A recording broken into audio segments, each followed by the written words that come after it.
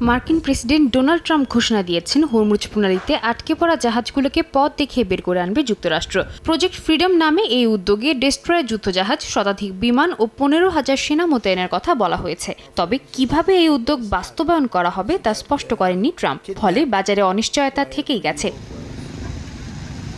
উল্টো ঘোষণার পরে তেলের দাম এবছর সর্বোচ্চ পর্যায়ে পৌঁছেছে। স্থানীয় সময় সোমবার ব্রেন্ট ক্রুডের দাম বেড়ে ব্যারেল প্রতি $114 বেশি ছুঁয়েছে, যা 2026 সালের সর্বোচ্চ। পরে কিছুটা কমে এলেও দাম এখনও অনেক বেশি। যুক্তরাষ্ট্রের নিজস্ব তেলের মানদণ্ড WTI এর দামও একইভাবে ওঠানামা করছে। যুদ্ধ শুরুর আগে যেখানে গ্যাসোলিনের দাম ছিল গড়ে $2.98, তা বেড়ে এখন $4.46 প্রতি গ্যালনে পৌঁছেছে। বিশ্লেষকরা বলছেন, প্রণালী বন্ধ থাকলে এই দাম $5 পর্যন্ত যেতে পারে।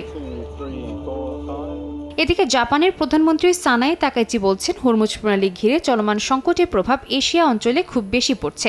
অস্ট্রেলিয়া সফরে গিয়ে এই মন্তব্য করেন তাকাইচি। অস্ট্রেলিয়ার প্রধানমন্ত্রী অ্যান্থনি অ্যালবানিজও বলেছেন, জ্বালানি সরবরাহে এই সমস্যা তাদের জন্য উদ্বেগের।